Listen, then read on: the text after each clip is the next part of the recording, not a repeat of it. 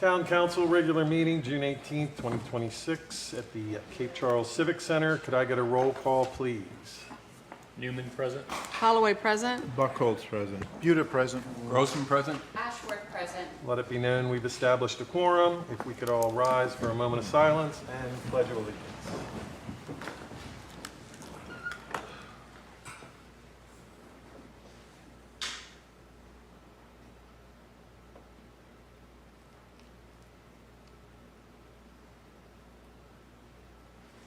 Pledge allegiance. To the flag of the United States of America and to the republic for which it stands, one nation, under God, indivisible, with liberty and justice for all. All righty. So, public hearing. No. All right.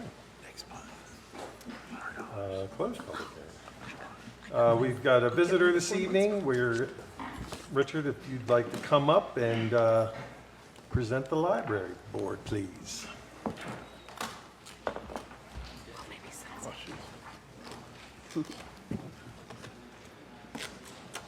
Good evening, Mayor Charney. Oop, are we live? Yes, we are. Good evening, Mayor Charney and Town Council members. I'm Richard Berger, representing the Cape Charles Memorial Library Board. Thank you for this opportunity to share the many ways CCML benefits our community. You know what's amazing about a small town library? It becomes so much more than a place to check out books. And if you need proof of that, just look at what happened at our Cape Charles Memorial Library in 2025. Let's start at the beginning, or really the beginning of summer, because that's when things really took off. On June 7th, we headed over to Cheriton for Family Fun Day. It was a great chance to get outside of our four walls. Thank you. Do you have and meet the families right where they are. Not everyone can make it to Mason Avenue, so we brought the library to them. A voice from beyond. And then on June 18th, two big things happened on the same day. First, our Little Sprout Story Time pulled in 36 attendees, little ones and their grown-ups, gathering for stories, songs, and that kind of playful chaos only toddlers can create. And that same day, our summer reading registration kickoff. 190 people showed up. We had the Eastern Shore Literacy Council there, and Ryan the Balloon Guy was twisting creations left and right. It was packed, it was loud, and it was exactly what a library should feel like in the summer. A few days earlier, on June 13th, Mr. Bill Dias led our first Friday night owl prowl of the season. 19 brave souls came out after dark to learn about the owls living right here on the shore. It's one of those programs that reminds you learning doesn't stop when the sun goes down. We wrapped up June with another Little Sprout session on the 24th, again drawing 19 attendees. These story times have become a real anchor for families throughout the week. The heart of summer, July. July was nonstop. Our Little Sprout story times on July 1st, 8th, 15th, and 22nd kept humming along with attendance of 19, 18, 27, and 19 respectively. I've had the pleasure of being a guest reader at several of the Little Sprouts events. You should all try it at least once. You sit on the floor with little ones, you sing silly songs, you read a book or two. It's good for them, it's good for you, it's satisfying. And afterwards, even weeks later, small humans will recognize you on the street and say hello. And then the big sprouts. Good. Our program for the slightly older crowd ran on July 15th and 22nd with 7 and 9 attendees. The July 15th session was extra special because Erin Morgan from Northampton 4-H came in to teach the kids about recycling, little connections between community organizations make a real difference for the whole community. July 10th was a quieter day with just 3 attendees, but honestly, even those small sessions can be the most meaningful. More one-on-one time, more personal connections. Then the special events rolled in. On July 16th, Community Helpers Day brought 190 people through our doors. Kids got to meet firefighters, police officers, and other folks who keep our community running. It's one of our biggest days every year, and 2025 was no exception. July 21st was pure magic. The Barefoot Puppet Theater performed Can't Catch Me for 33 delighted audience members. Live children's theater, free, right here in Cape Charles. Nature's Palettes on July 24th drew 29 people for an Art Meets Nature experience. Then on July 25th, we had 119 attendees for another major event, the Catch and Release Program, with guest scientist educators from UVA's Coastal Research Center. You have no idea what's swimming around your feet when you wade out on our beach. It's amazing.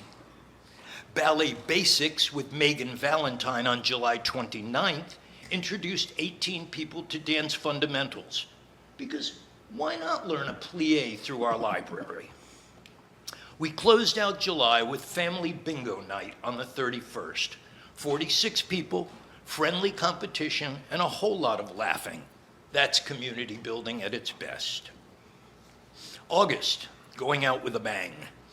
August 1st was a doubleheader. A juggling workshop drew 32 attendees in the afternoon. And then Mr. Bill Dias came back for another Friday night owl prowl with 19 nature lovers. On August 4th, we held an all-ages tie-dye event. 80 people, kids, teens, parents, grandparents, all getting their hands colorful together. It was messy and wonderful, and you can wear your creation proudly when you're done. August 5th brought Julie Head to teach everyone how to make your own ice cream. 73 people showed up for that one. Can you blame them? It's a hands-on food science with a delicious payoff. And then came the grand finale, our summer reading wrap-up glow party on August 7th. 51 people celebrated everything they'd read and done over the summer. Glow sticks, music, a whole lot of pride in what these readers accomplished. The programming doesn't stop when school starts back up. In October, our STEM club launched Pumpkin Mania on the 8th, a partnership with Northampton Extension 4-H and Erin Morgan. 12 kids ages 5 and up got to explore science through a seasonal lens. December was festive and full, and may I say insane. We were open in the evening for 2 of the festive Fridays. On December 5th, 190 attendees came out for holiday crafts in the library. And the following week, December 12th, 325 people through our doors that evening. That's the biggest single event turnout of the entire year. A special shout out goes out to our library board members and the student volunteers who helped facilitate the craft tables and handle the crowd. And on December 18th, we hosted a more intimate holiday gathering with 19 attendees, proof that the library serves every size gathering. That guy that's calling the numbers there is a little shady. I'd ask you to check into that. Well, we're gonna review all the numbers at the end, so you can check our figures. None of this happens without the people who make it possible. It's a community-wide effort to provide these excellent services. The Town Council and our Cape Charles taxpayers behind them keep the bills paid, the doors open, and the lights on. Thank you very much. Our friends fundraisers work tirelessly to keep every single program free and open to everyone. Our library board members provide the vision and governance that keeps us moving forward. And our staff Sharon, Maureen, and Karen, who visit this evening. Incredible. You've seen them in action throughout these photos. They're the ones turning our ideas into reality every single day. We're also proud of our partnership with the Eastern Shore of Virginia Master Gardeners through the Seed Library. It's a bloomin' powerful program. Free seeds, town beautification, expert advice, and a connection to the land that feeds us. So let's talk about what all this adds up to. In 2025, 20,161 people walked through our doors. We circulated 18,472 items and issued 279 new library cards. Our team notarized 261 documents, supported 860 in-person computer sessions, and logged 1,447 wireless sessions. We hosted 104 programs with a combined 4,375 attendees, and our incredible volunteers contributed 989.5 hours of their time. You know, I wish it could have been 1,000 hours. It would have been such a nice round number.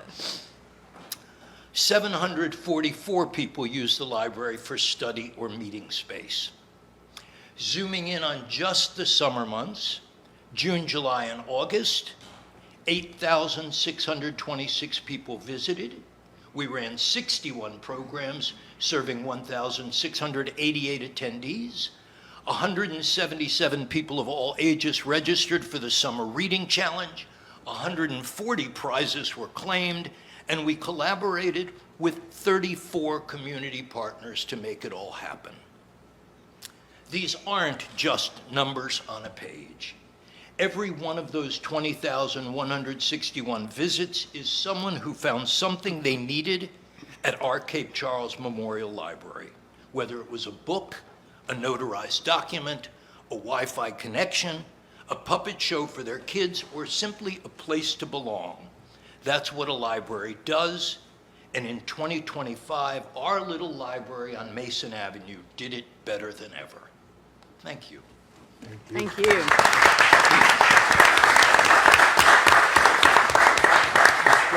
Mayor, I have a Questions that I can't answer? Yeah, just one. With regards to the figure on the computer usage, the 860, is there any time there's a backup on users waiting for computers? Or is that, do we have enough computers? Enough computers, yeah, to satisfy? Yeah, we're good, especially since COVID, where a lot of people were able to get resources at home. The computers that we have now, we're good. Okay, thank you. I was going to ask how many of those wireless hours, the Wi-Fi hours, were Paul Grossman. Just thought maybe we should have some tabulation on that. Our news guy just sits on the ramp after. No, he hops up. I couldn't resist, Paul. I couldn't resist. That was during COVID. We sit outside the library. Yeah. Anything else? Great job, No, everybody. yes, great Thank job. you very much. Well done. Yeah. Pleasure. All right, do we have anyone signed up this evening?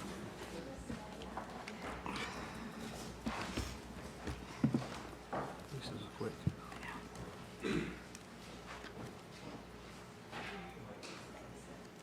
Nobody has signed up. All righty. So moving on to the consent agenda. I need a motion to approve the agenda format and approval of the minutes. So moved? Second. Any discussion on that? All in favor? Aye. Aye. All right, moving on. Unfinished business, fiscal year 2027 proposed budget and appropriation. All right, Who's handling that? Marion coming up or? I'll do it, and if there's questions, I will defer to our lovely treasurer All right. and assistant treasurer. I can't believe it's actually the hour that we're ready for this. We've spent Okay. a lot of work sessions. You have read the documents.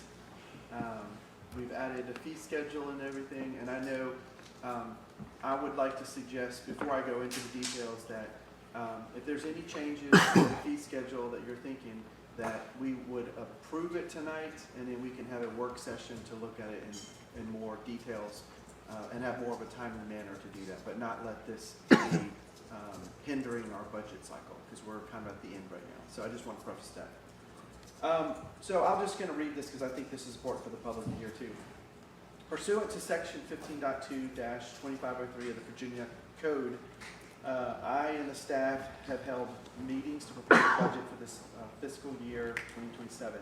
Town Council has had 3 budget work sessions, which was April 2nd, April 16th, and May 6th, which we reviewed and finalized the proposed budget. The public hearing was held on June 4th, and that was according to the same code, 15.2-2506, and there were no comments heard. Northampton County reassessed all their properties within the county, so the town's real estate was equalized to 0.1405 per $100 as required by the Commonwealth of Virginia. Projected revenue sources for all funds were determined to be adequate to meet the town's current and strategic requirements. Therefore, no increase in tax rates is proposed for fiscal year 27. A slight increase in some of the small things I know you're aware of, but for the public, the charge will go from $21.25 to $22.12 for some of the refuge collection charges, and the quarterly billing will go from $63.75 to $66.36. So you have an ordinance, which is a summary of all the estimated revenues and expenditures by fund, and we have, like I said, I gave you an updated fee schedule. So the ordinance, just to kind of just rough numbers, we have to present a balanced budget. So in the general fund, the revenues are $11,291,598, and the expenses are the exact same. So we work those incomes back out. General capital fund, similar, $6,001,887, and the expense is exactly the same. General debt service, we have $30,122 of revenue, and the expense will be the exact same. For the harbor fund, the revenues are $1,999,370, and the expenses are the same. And the sanitation fund is $401,336, and the exact same expenditure. So a total town budget that we're proposing is $18,824,313. So, and then the last thing I'll read is just the tax rates for all of them so that everyone is aware. Vehicle tax is $31 per vehicle, subject to the Virginia state registration, which is $18 for trailers and golf carts. The golf cart decal is $31. Real estate tax is $0.1405 per $100 of assessed value. Personal property tax is $1 per $100. Boat tax is 1 cent per $100. Machinery and tools and tax is $1 per $100 of assessed value. Transient occupancy tax, TOT is what we call it, 4% plus a flat fee, and which would be the $1 per night per room, which is the hotels and B&Bs, or $4 per night residential units. Meals tax is 5.5% monthly. Admissions tax is 3% quarterly. Short-term rental tax is 1% quarterly, which is the rental of boats, jet skis, bikes, golf carts, etc. And I've already mentioned the tax collection. So, I know you've looked at it. Is there any questions that you may have? I brought my staff here to answer any particular questions about any line items. And very proud of the work that they've done to get to this point. And so I'll turn it over to you, Mayor. I'll make a motion that we adopt ordinance 20260618A, approving the budget for fiscal year 26-27, including the tax rate and fees, and make appropriations for the fiscal year. Second. Ooh, that'd be exciting. I was gonna say. Any more discussion? All right, so after getting the motion, I move for adoption of ordinance 20260618A, approving the budget for fiscal year 26-27, including applicable tax rates and fees, and making preparation for the fiscal year, and noted and forego the reading of the ordinance. Roll call vote. Ashworth. Yes. Buckholz. Yes. Buda. Yes. Grossman. Yes? Holloway. Yes. Newman. Yes. All right, that passes unanimously. Thank you. Yay. Great job, guys. Yes.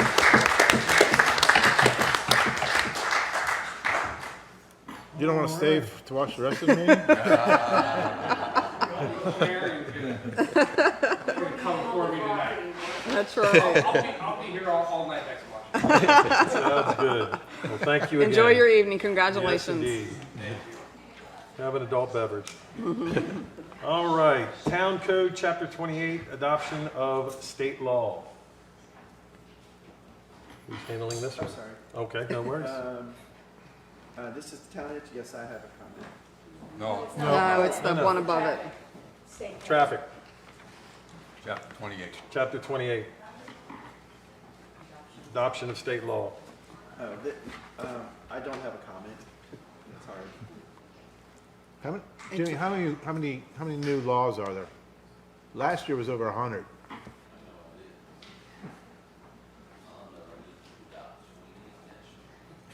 We're Did not you do hearing any what? comments on it. Is there a motion? Yeah. It's a yearly I'll make a motion that we adopt ordinance 2026-0618B to adopt all the amendments in the Virginia Code as stated in the staff report and ordinance. All right, any discussion on that? All right, so I move for adoption of ordinance 2026-0618B to adopt amendments to Code of Virginia 46.2 and Title 16.1, Chapter 11, Article 9, 16.1-278, and Title 18.2, Chapter 7, Article 2, 18.2 through 266, if any, for incorporation into Cape Charles Town Code, Chapter 28, Traffic and Vehicles, as noted, and forego the reading of the ordinance. Roll call vote. Newman. Yes. Holloway. Yes. Grossman. Yes. Buda. Yes. Buckholz. Yes. Ashworth. Yes. All right, that motion carries unanimously. Moving on. Municipal building construction contract. No. No, Town Edge. Town Edge. B. What? Oh, I'm sorry. Oh, sorry. So, just a refresher to remind council. The resolution before you this evening expresses the town's support for Northampton County's proposed amendments to the Town Edge zoning regulations, specifically the creation of a new Town Edge R district as additional planning tool to help address the county's identifying housing and workforce housing needs. This resolution does not approve any specific development. It does not rezone any property.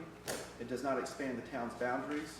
And it does not require Cape Charles to extend water, sewer, or any other municipal services to future developments.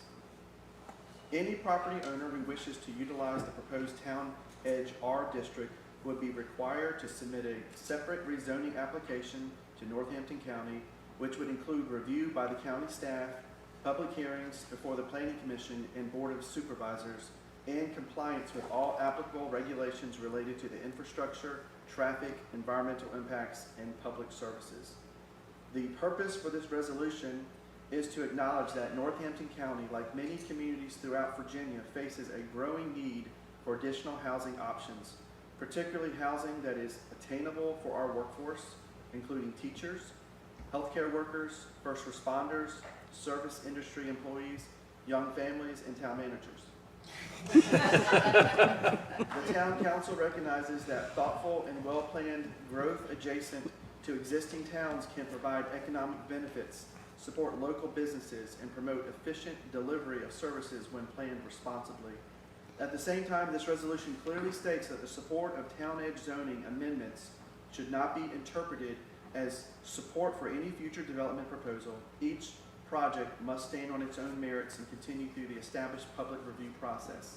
Finally, the resolution encourages ongoing communication and coordination among Northampton County, the town of Cape Charles, affected property owners, and the public as future proposals are considered. So in summary, this resolution supports a planning tool to address future housing needs while preserving the town's ability to evaluate each future project individually and ensure that the town growth occurs responsibly. As a town, we have consistently said that we cannot simply preserve Cape Charles by saying no to all change. Our responsibility is to guide growth in a way that protects our character, supports our local economy, provides opportunities for our workforce, and ensures that future development occurs in a thoughtful and responsible manner. Well, I'll make a motion and I have some comments also. I'd like to recommend adoption of Resolution 2026-0618, expressing our support for the county's proposed Town Edge District zoning ordinance amendment. Second.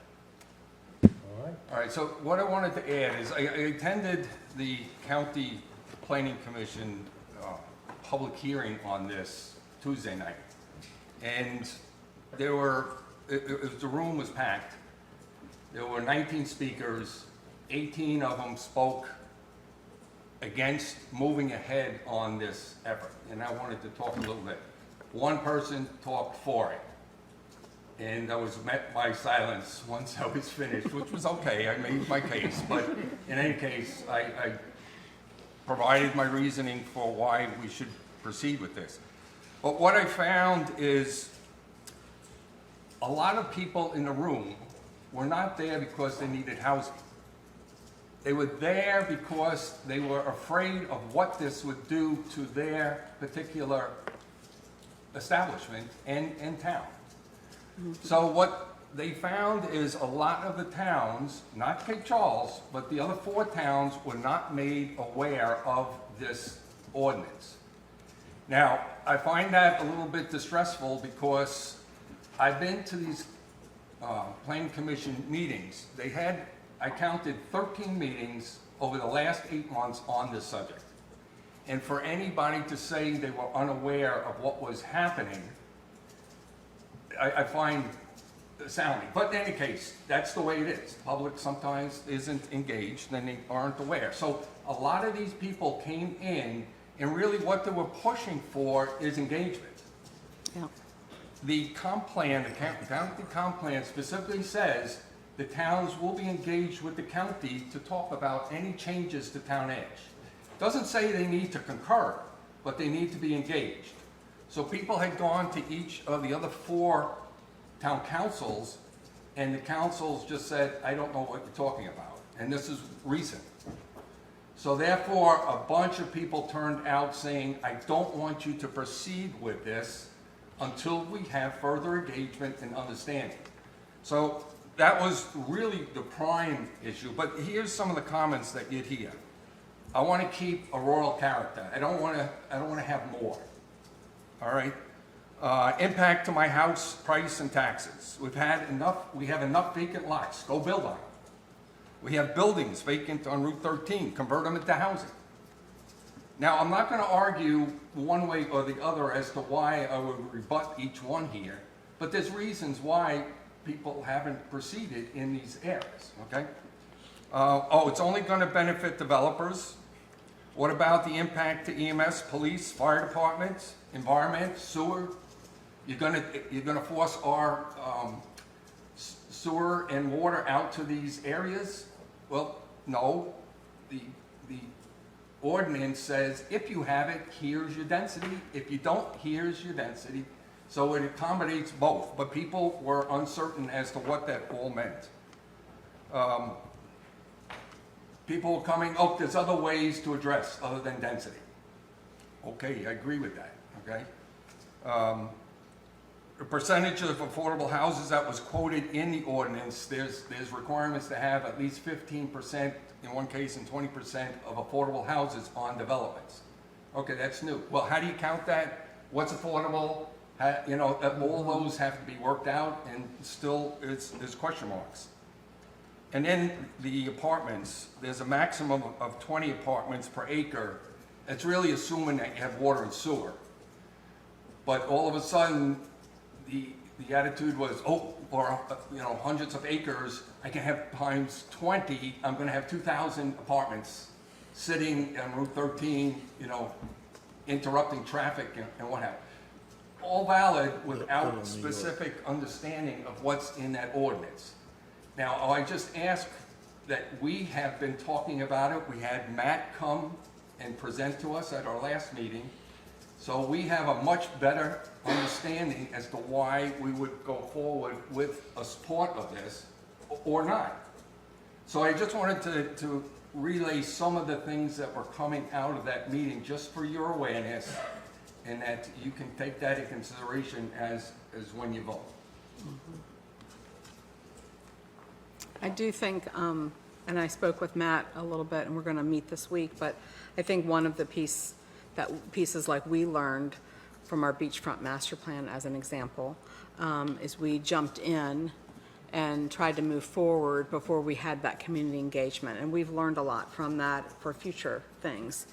And I'm going to share with him the examples of how we handled that, because I think using the Y, and maybe if they use the VFW and do different areas that there's people at stations that can answer one-on-one questions, it brings people a lot further. Sometimes the meeting structure is just not in how people learn. I'm going to go and sit at a planning commission meeting. That it doesn't work into their work life, their home life to do that. But if we host if the county hosts special events like that, I think it's Right. more likely. So I think just More helping along them. the lines of a town hall that we've Yes, had, as yeah. opposed to a public hearing, you got 3 minutes. And Yeah, to really learn, like go around in stations to learn, well, could this look like? Talk, one station's water and sewer, one's, EMS and transportation. So he wasn't around for when we did that, so I was just going to talk through how we learned from that, and Yeah, it was I'll mention, successful. they had a public hearing on this town edge ordinance back in November, Yeah, and 2 people showed up Right. to speak. I was one of them. yeah. It's just And not the right really, format. The planning commission at the time recognized that we put the notice in the paper as we would require, but we didn't really explain No. the content of the ordinance that Yeah. we're proposing to stir up some of the public's reaction. Right, So one of the things I did this past weekend, exactly what you're gonna do with Matt, is I talked to CB's director, Donna Boza, and explained the exact same thing, that I'm hoping that the county does go out and do that type of Yeah. event, because I brought the exact same Yeah. example up. well, we all learn, and we certainly have learned for our Cape Charles residents how important community engagement is. But we can say that and talk the talk, but we need to walk the walk. And we showed that in a couple of things that we've done recently, and I think the county could learn from some of that. And the you know. county, at the end, when the commissioners were summing up, one of them just acknowledged, we should have had more engagement publicly Yeah. than what we had at the public hearing. And Yeah. one other thing, and kudos to Tara for what she does, her chats, except for this week. She's a little busy.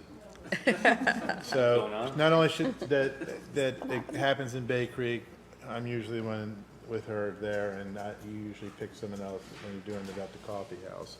So I think it greatly helps out with some of the questions and answers that people might not get. So did Matt do that same presentation that he did for us for the other towns, or just because No, we that's asked him? not. That's what I'm saying. I've kept you apprised of what's transpiring and got him, I talked to Rick, and we got him on our agenda before this public hearing. Yeah, Yeah.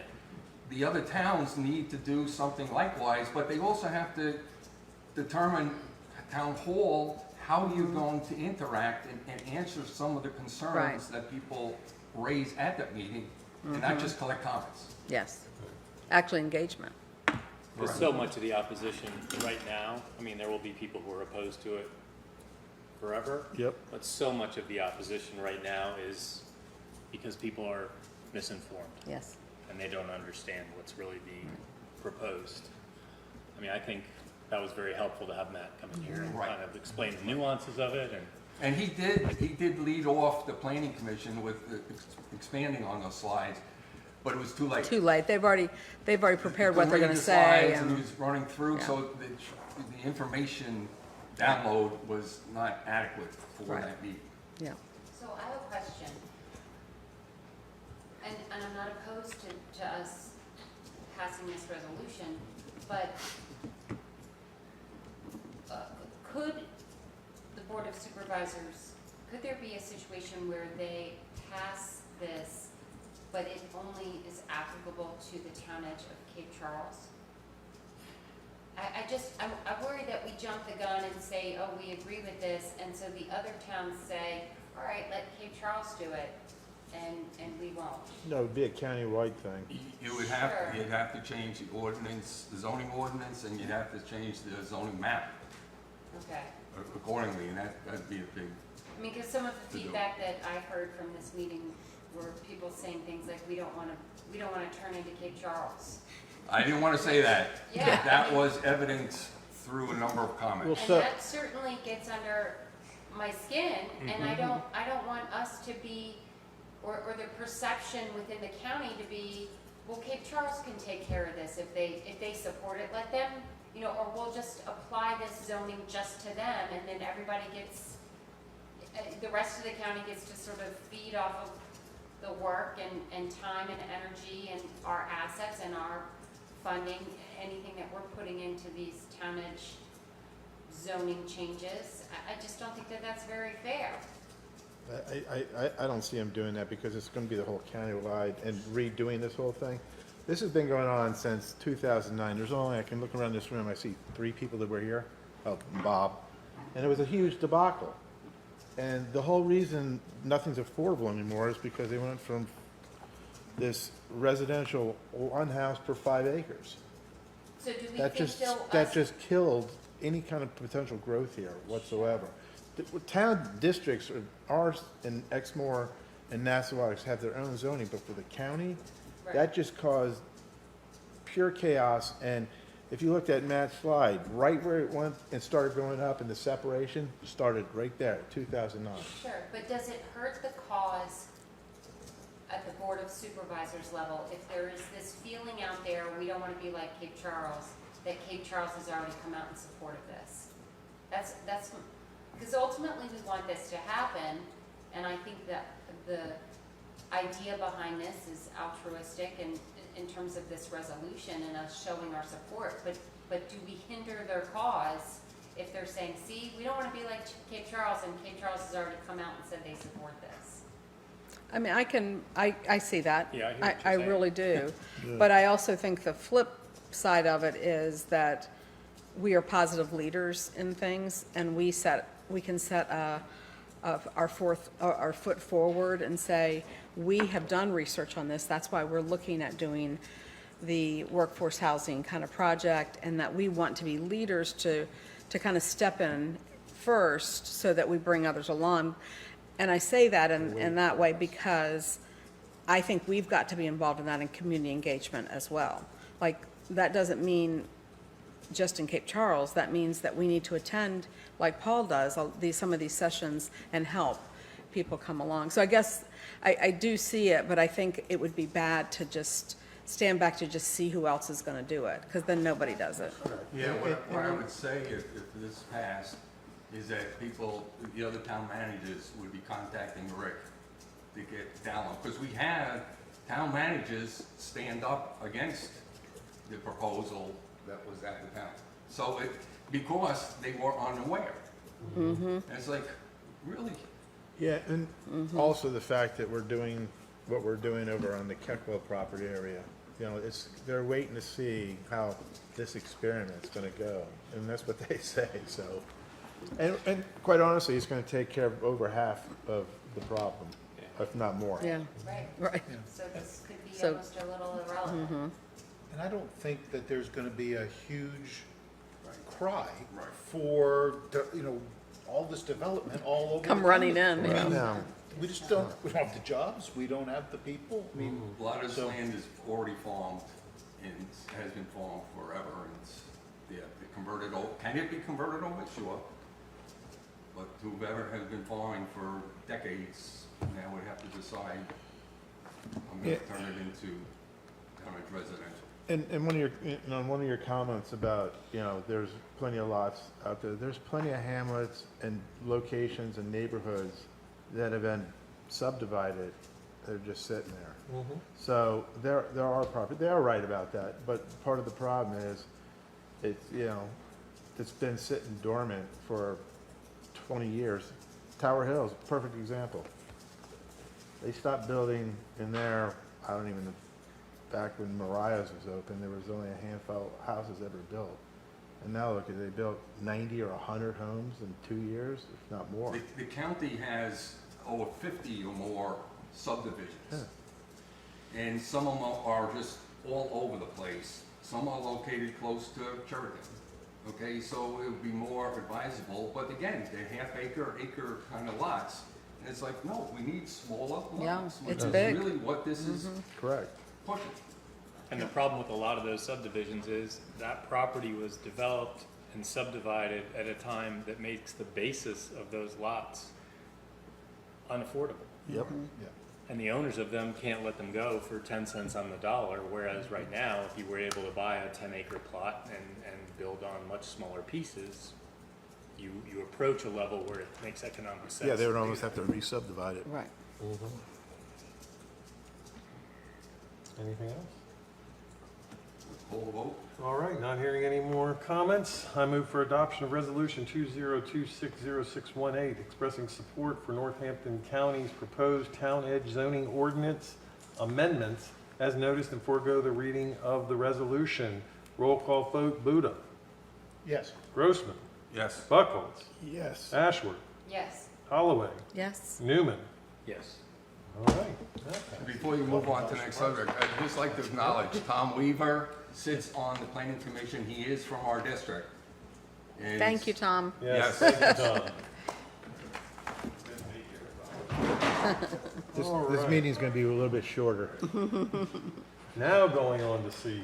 Yeah, what you've all been waiting for. Yes, sir. We have all your handouts.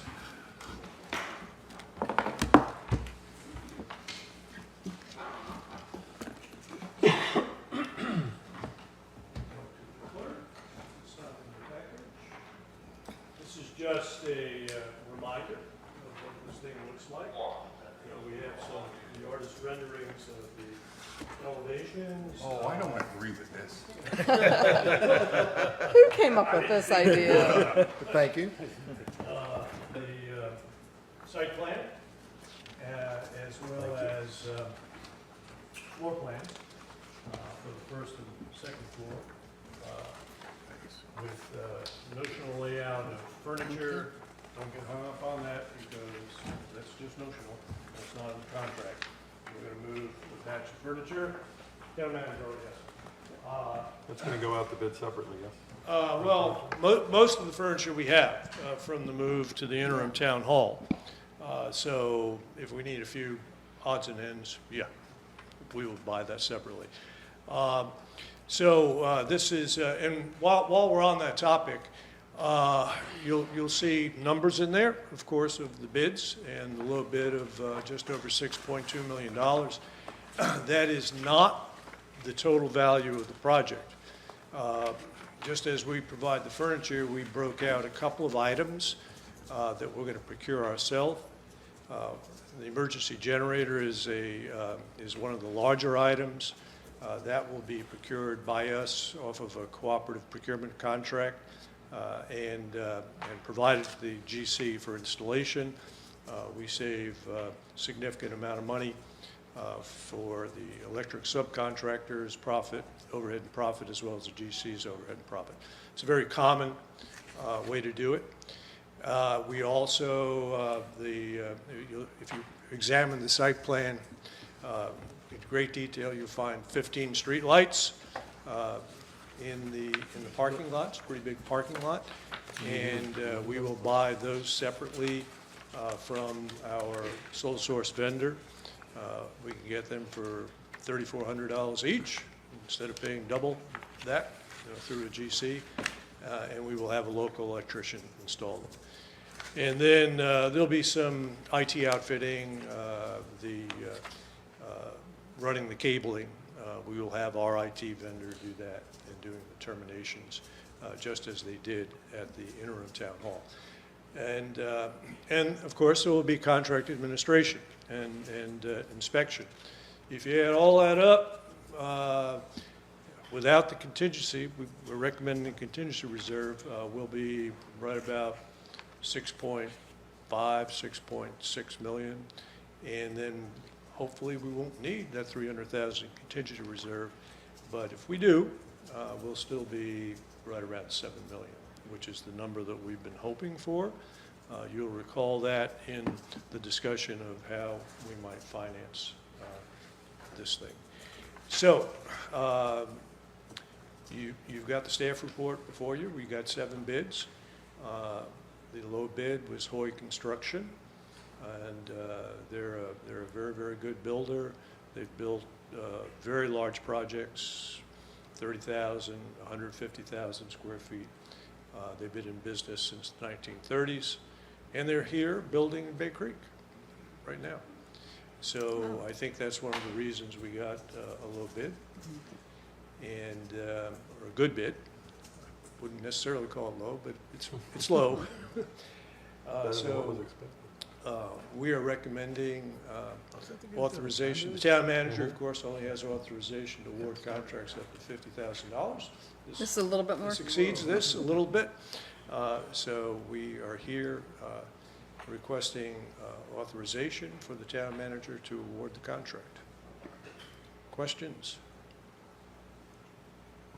I had a question about the sauna and steam room in the town manager's office. Well, No, that's in the mayor's office. Oh, that's in the mayor's office. Well, you got an office? The town manager's already got a change order prepared to put stained glass windows, like he has now. I'm So gonna- Bob, what was your reaction to these numbers as they came in? I was actually surprised that we got one this low, Yeah. frankly. But you see the bid tabulation, we got several in the Pretty sixes. close, yeah. Pretty good grouping there. I frankly thought we were going to be at the higher end of 7 to 8 million. Considering that we got, to Paul's point, a bid of over $1 million for restrooms and a small office, I Right. was Yeah. expecting this to be Yes. Yeah. considerably more than. Well, yeah, little and, different timing. yeah, that was close to $2 million. Yeah. For that. So, for a 1,800 square foot facility, this is close to 15,000 square feet. We want to ask them, tell them to give us a bid for that. See where they go.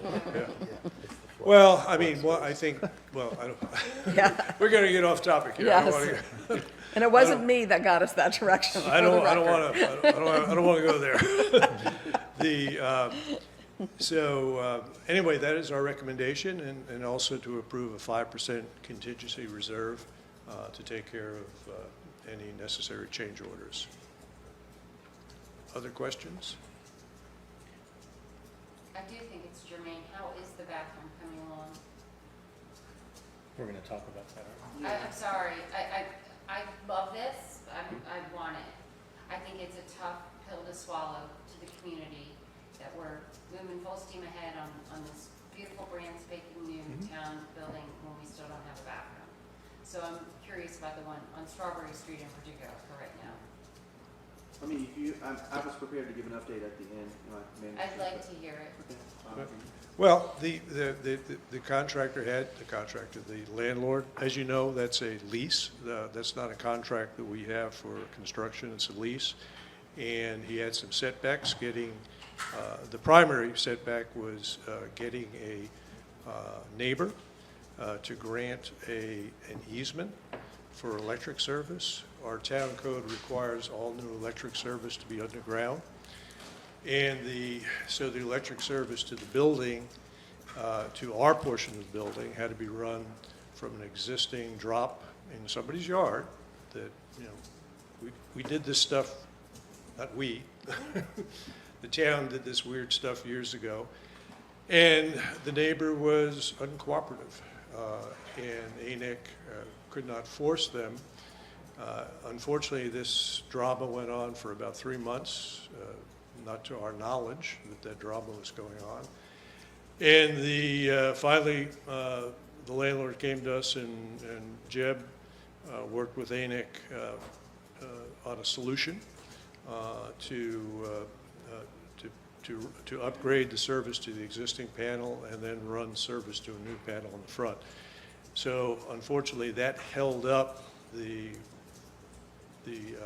electrical plans, because you have to know where the service panel is to do that. So it's unfortunate, but that was about a 3-month delay. So we're looking at fall. Yes, the permits have been issued now, and the plan is, his plan is to have them ready for Festive Fridays. So winter. Well, Festive Fridays actually starts in the fall. Yes, you're right. December 21st is the first day. And the quotes that we got back from him based on, in comparison to what our parameters and thinking. It will be lower. He doesn't have the final budget yet. The lease requires him to present the final budget for us to review. But the going-in proposition was a build-out cost of $250,000. He believes it'll be under 200 at this point. That we absorb into our monthly rent. Yeah, yes, it's amortized over the 10-year lease. So that will drop the lease cost. And we've also, the lease has essentially a prepayment provision for the capital improvement. And Main Street was able to obtain a $67,000, I can't recall the exact numbers, but it's about 66. 67. All right, how much? 67,666. There you have it. Kind of a strange number, but so we were able to buy down that cost by paying for the design work that he has done so far, and also the interior demolition that he has done so far. So assuming, let's just say for discussion purposes, that it's a $200K build, and I think it's going to be lower than that, that would be discounted by that amount, and the balance will be amortized in the lease, so our lease payments will drop substantially from what is actually included in the budget you just adopted. So there'll be some savings. That's great. Bob, thank you very much. Sorry, I know it's on the spot, but you pulled all the numbers out in a way. Thank you. Well, we had warning.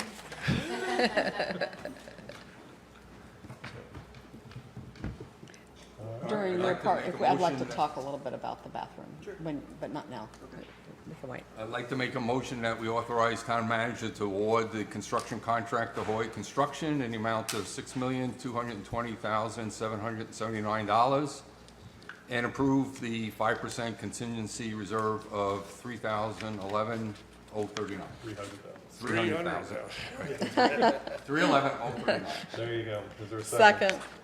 Any more discussion on that? When would construction begin? Well, we have to, HBA will finalize the contract. I sent you the draft contract.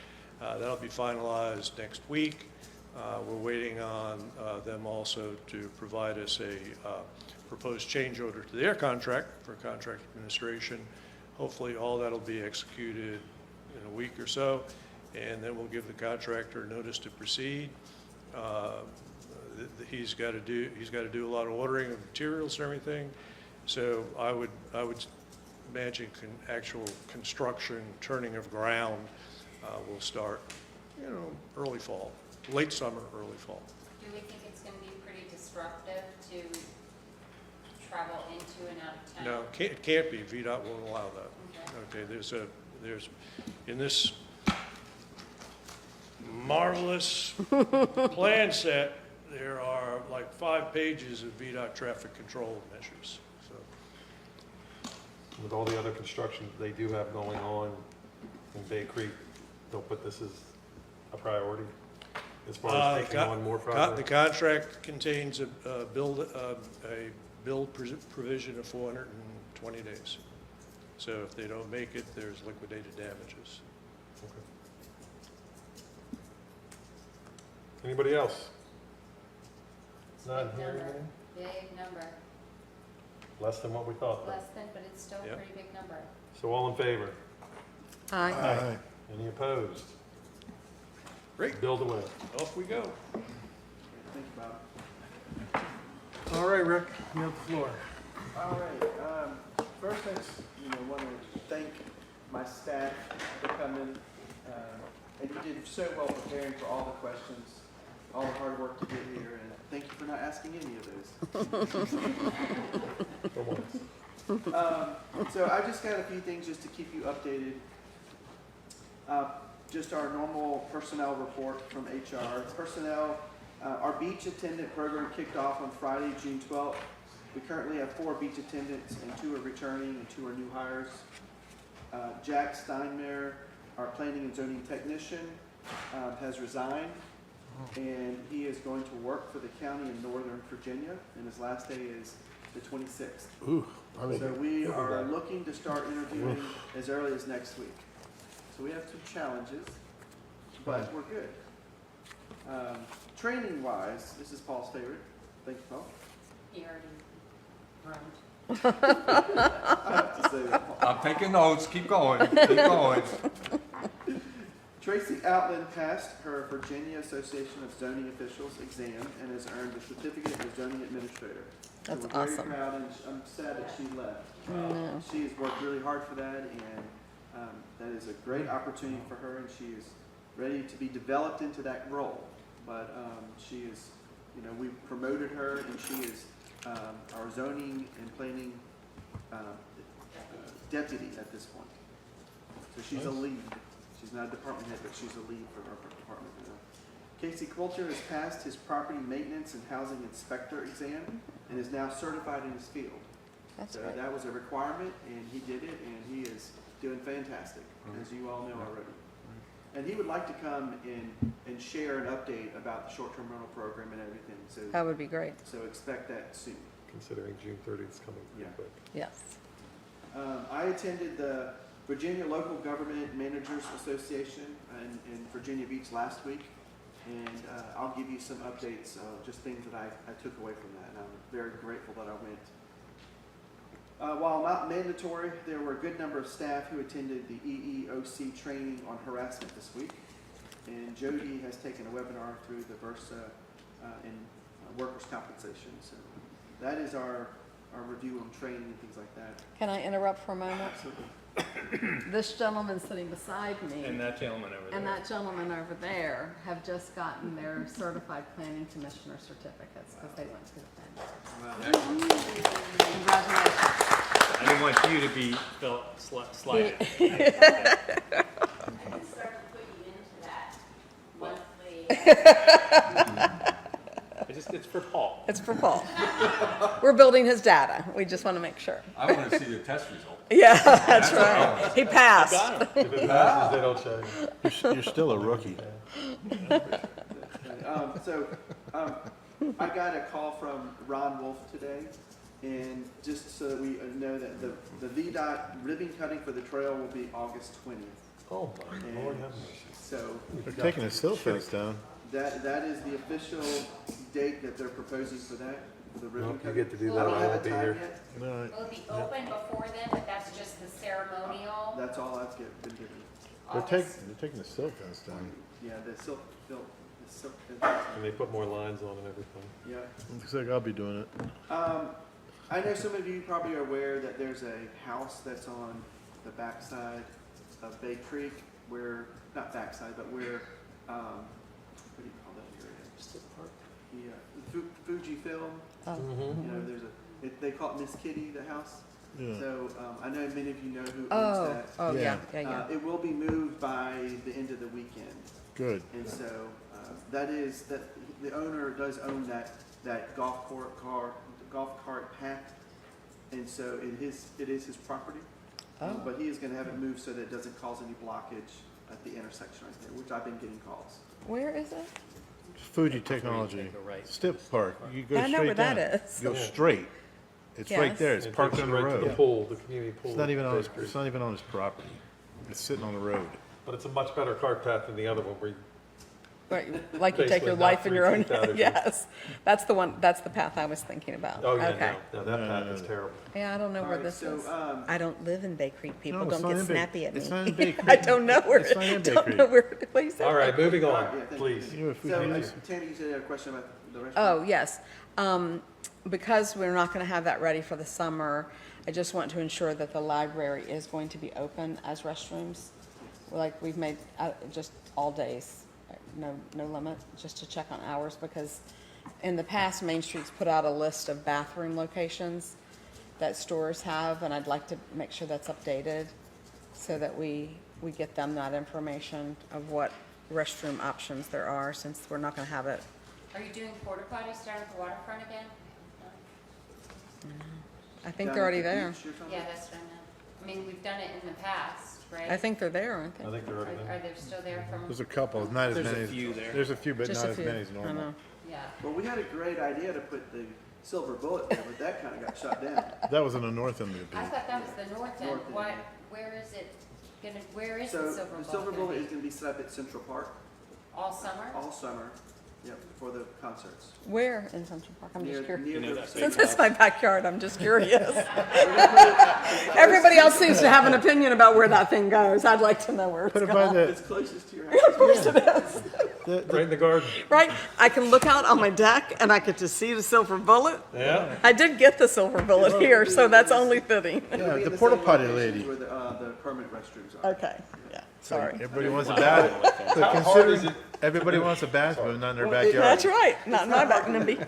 Because it's contained, but we are connecting up to a water source, and so there's a water source that we can connect over there by the Because I river. kind of think I know where Tara's going with this, that the park's only going to be crowded on Yeah, Saturday Saturdays, nights. to where the Right. beach is going to be crowded the other 6 days of the week. Would it be possible to put it there for 6 days and then move it to the park for Saturdays? I mean, there's a water source at Yeah. the beach too. Because it would look a heck of a lot better than Yeah, one little porta pot, the big Yes. handicap porta pot, and whatever else we put yeah, have it down there right to in go. front of that little curved area Right. that where it straightens. And I don't think you'll get any complaints of it being there and no regular porta pots. Just- And to be honest, we don't really need it at the park. Right. They just need to make sure they have the porta potties that they've been having the past couple years, Right, I agree. along with the building. I It's a don't great think. idea. Just for the Saturday, or leave it up. No, at the beach I'd say full just time. leave it at the beach. Yeah. Yeah, Instead of Yeah. porta potties. Hook Yeah. it up Would be what I permanent would for the summer advocate for. at the beach. yeah.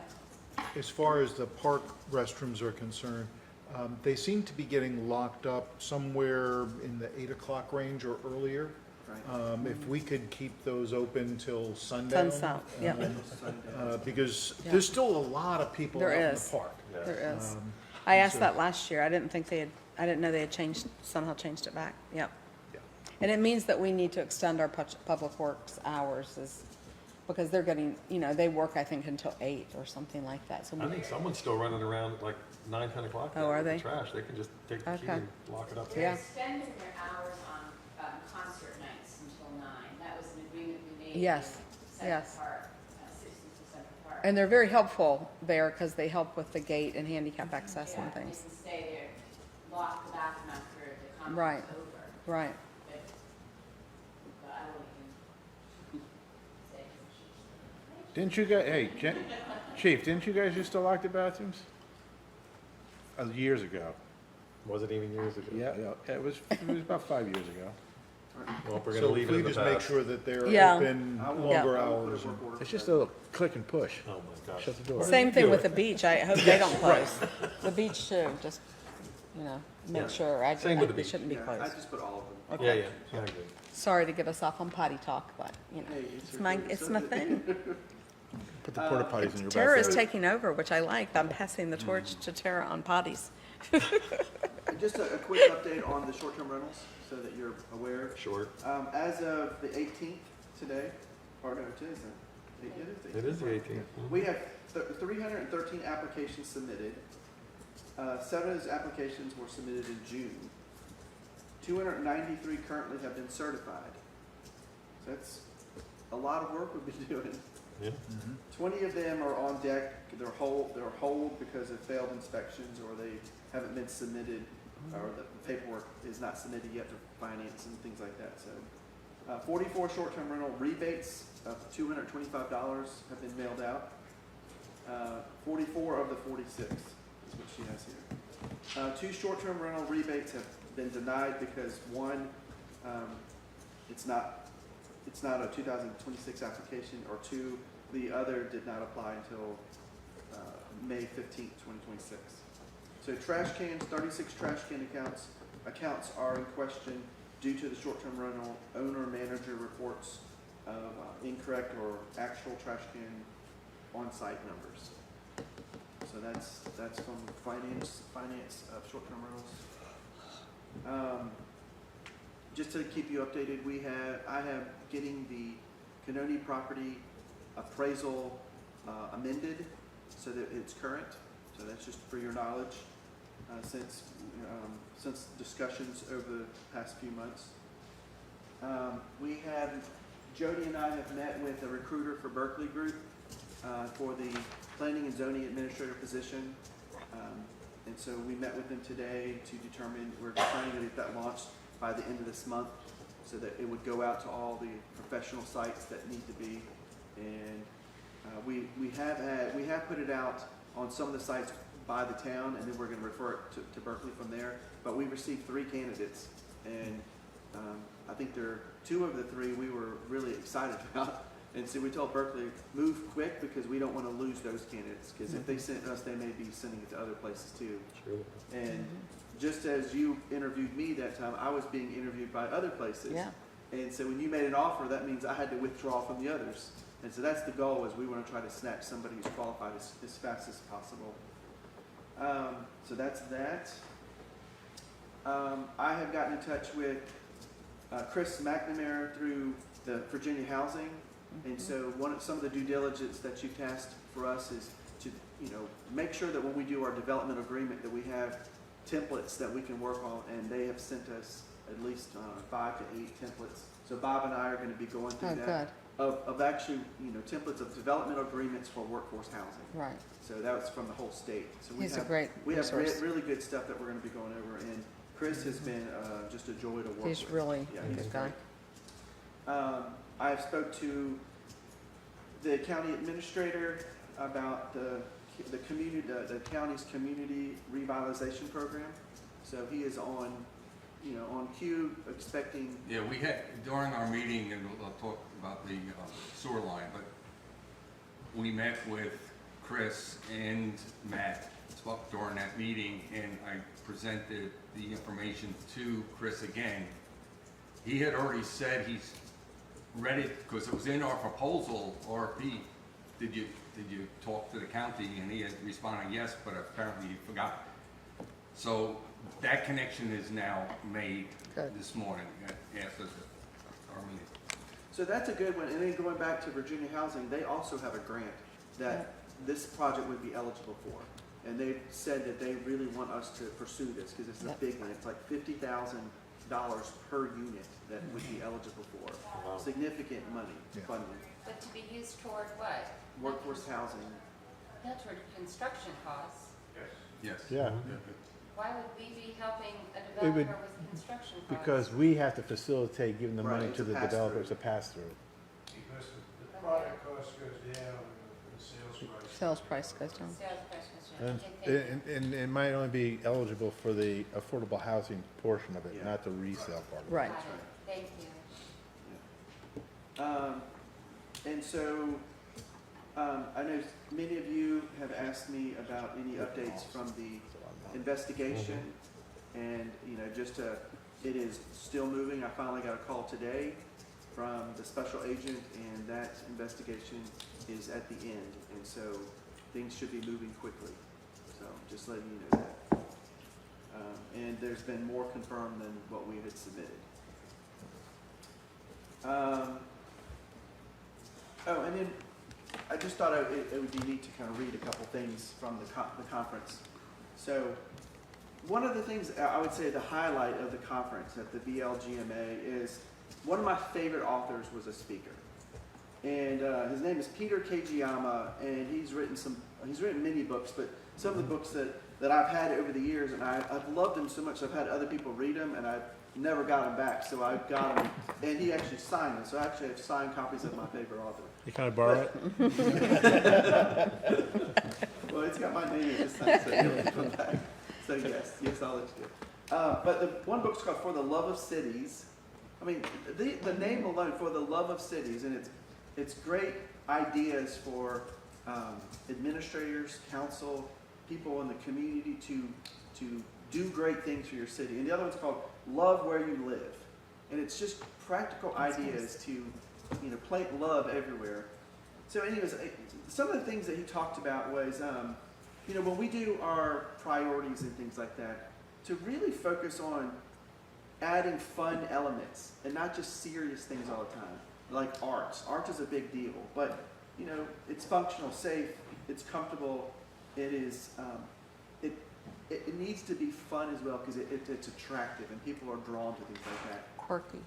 Quirky, it is. I mean, that Oh, boy. weird things sell, and people love those things. So you're right. Love notes he mentioned, and showing love in small ways. It's the small ways in which people are reminded, and they're memorable, and they're also replicable. You can easily replicate things that you remember. And so, you just talk about it's just the beauty, the charm, the green space, the paths, the gardens. It's beauty that people are in awe and they want to come back because they've seen it again. In Cape Charles, I think we lead the way in many ways of these. So it was not only saying, "Oh, this is awesome." It was a point for me to go, "Wow, we have a lot of these things." And so it was just a great time to see that. Traditions, setting traditions, going back to things, and I know Jeb's gone. Oh. Jeb is, talked to us about going back to some things that he remembers. Smelly sneaker. Yes, but the whole Contest. fall festival idea, we're going back to something that was a big hit and continue those kind of things. And there's lots of ideas.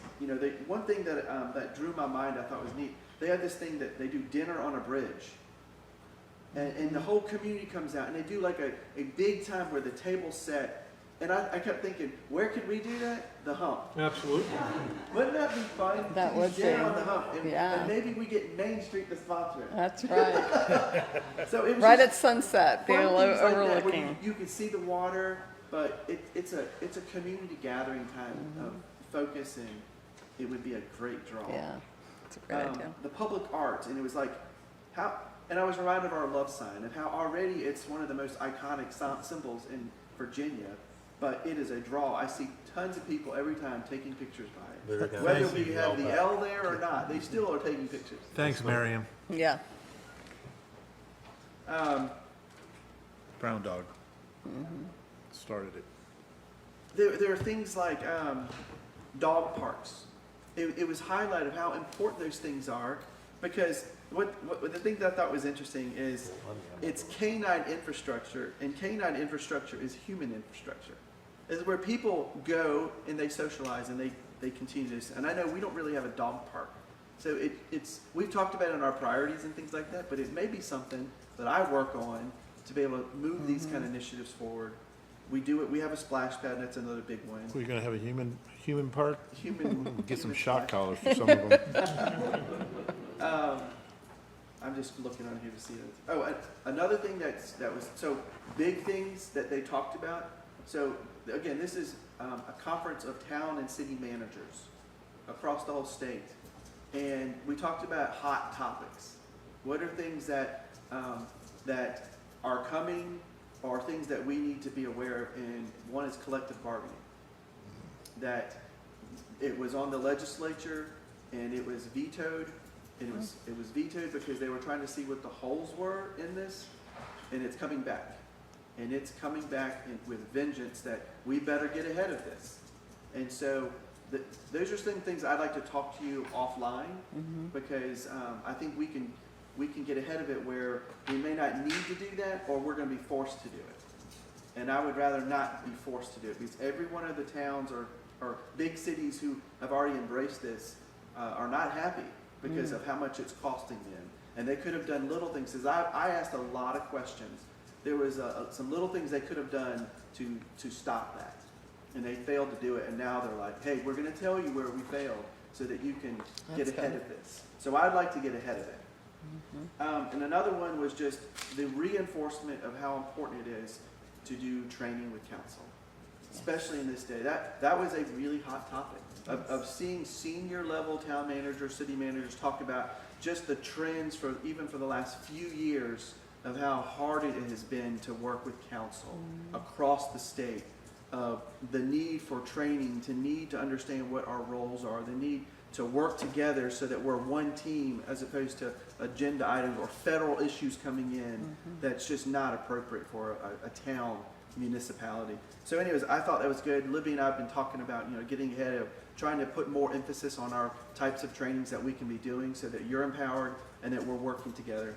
And then lastly, I just thought I'd read a note that I received after the conference from the University of Virginia, their Weldon Cooper Center for Public Service. They've invited me to be on an executive training level, and I was kind of honored that I came in. So yeah, it's a big time training. It's on the same level as Harvard, the Harvard training, and so. But it says this, and I'm not trying to toot my horn, but I just want to, I want to brag. Toot it away. You deserve it. Clayton will pull the string. This is for Clayton. Rick, glad that Kevin talked you into participating in the VLGMA conference. Kevin is a town manager from Abingdon that was also a town manager in Colorado with me. We And met him. we're in Colorado and now we're both in Virginia. Yeah. So he's the one who told me, right, are you man. coming? And I'm like, no, I can't come. And he's like, you need to come. And then he reminded me that Paul will take away my training. That's right. So it says, hope you enjoyed it as well. Your comments during the Friday panel were powerful. Maybe consider motivation speaking after your public service career. All the best. Aw, So, That's who we met at VML, right? yeah, we met. Yeah, yeah. He's nice. yeah, it was awesome. So anyways, I'm thankful that you guys support that because I know our staff, we also Absolutely. support our development. And so this was something that I'm so glad that I went. Excellent. Any other That's questions great. or comments? I'll go ahead and go next. I'm sorry to see that she left, but I just wanted to give a shout out to Karen and everything she's done for Main Street. And I'm sure everybody knows that she will be stepping down as president of Main Street and it's going to be, excuse me? Director. Oh, Executive sorry, director. Executive Director. President's right there.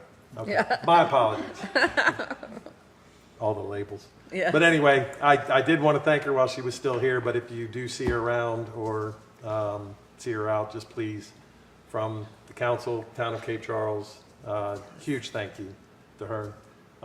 Another thing that I want to bring out there, which we didn't bring up yet, is at the next meeting, if we could please put it on the agenda that we will be moving or voting on moving. I know. He doesn't remember till he's sitting here on a Thursday night missing music bingo. No, not music bingo. Oh. Putt-putt. Putt-putt. So anyway. I'm missing music bingo. If we could put that on the agenda for the next meeting, I would appreciate it. Put what? Changing the Changing meeting it to Wednesdays. Oh. And if we want to move it earlier, that's fine. But anyway, that's all I've got. Anybody else have comments this evening? Yeah. Okay, Paul? Oh, Ken? Okay. One of the things I've noticed around town, we always talk about the issue of parking. And with the new state requirements on golf carts having to park parallel to the curb, golf carts are taking up a lot more space. So I spoke with Rick, who talked to VDOT, and VDOT is willing to look at a proposal from the town to designate certain sections around town to be striped and signed for golf cart parking only, and it would be perpendicular to the curb. And these would be designated areas. So I'd like to suggest that we have a work session, that Rick brings a map, and we talk about where some of these could go in place. And I think that would help free up some parking, low-hanging fruit kind of stuff. Great idea. So we'll also do another work session on fees again. Yeah. Look at the fees. Paul? Can we just, combine those two? We'll end on a sour note here. Virginia American Water rates. All right, rates have gone up. Their interim rates went in effect May 1st. All right, so some of the larger entities have taken on the company, specifically City of Alexandria, City of Hopewell, and County of Prince George. And what they did is sit down and work up a stipulation. And that is a final agreement amongst all the entities plus the SEC staff. So once that happens, or it has happened, the stipulation now has gone to the case, case was heard by the presiding hearing or administrator on the 10th of June. So I expect the case to be resolved. The rates that they proposed in the stipulation go up in the 20% range, both water and wastewater. So I'm just giving you a heads up that the interim rates will put into effect depending on what they finally settle on through this examining officer. Then they'll rebate, if necessary, that. But I'm just saying, in general, your rates are gonna be going up, our rates are going up 20% or something. So like Didn't we- $12 or something like that, 12, 13 bucks? Yeah, like It the still won't base, be where my water was. the base rate, I have the numbers here. For the base rate for 2000, if you stay under 2000, we were paying $18 and it's going up to $22.75. So Still a lot less water, than if we were paying. you pick 100? If you pick 4,000 gallons per month, it would have been $37, and it's going up to $46. So that's a 23% increase. And likewise on the waste side. But I'm just giving you a heads up that, So the 10-year chart that they gave us? well, the 10-year chart, remember, they came much lower than what we were charging. Right. And it was, 10 years until we get back to where Cape Charles rates. But 20% is a big step. No, Yeah. we're No, not. not even No, close. Now, I had heard something that they were proposing to drop that, like to about half of it, that they, Virginia American. These are rates now in front of the final presiding officer. Pay for that $27 million upgrade. Anybody else on the have plant. comments? Just, Go ahead, Tammy. I was just going to say, when you do the announcements, we didn't talk about Juneteenth Yeah, right. at the Impact Center tomorrow from 1 to 6. Right. And then in the evening, Well, are we on announcements or are we on comments? Sorry. I'm gonna finish with announcements, but you can She hadn't had her put in comment any yet. comments. I have an announcement. Go right ahead, make the announcement. In case everyone hasn't seen, there's a big ship in our harbor, and it is here for SailFest Cape Charles. That's launching this weekend, Saturday and Sunday, 12 to 6, free tours of the ships, free event everywhere, $10 parking for cars and $5 for golf carts. Hope everyone comes out. It's going to be a lot of fun, and the weather's going to be fantastic. Yes, it is. Anybody else? First I'm hearing about this. I know. Could you do some marketing? I mean, really, you know? Just a little here and there. It's going to be great. I love the one that went to the event last year. It was, All right, so oh, like Tammy next said, year. tomorrow is Juneteenth. We'll be at the Impact Center, and those hours again were 1 to 6. 1 to 6. Town offices will be closed. First concert in the park is tomorrow evening, being moved up a day because of SailFest. There will also be concerts at SailFest, Saturday and Sunday, so it's going to be a lot of live music in Cape Charles. As Tara just said, 19th through the 21st, SailFest 250. July 2nd, Town Council Work Session, tentative. We'll see what happens there. I'm not gonna be able to make that. Okay. I'm just saying. Yeah, I think we just I think we call it just right say now. no. Just done. Okay, so that is not tentative any longer. There is no work session. We're boycotting. Yeah. We say, we did enough in April, May, and July June. 3rd, town offices closed for Independence Day, and July 16th will be our regular meeting. That being said, get a motion for adjournment. So move. Second. All in favor? Aye.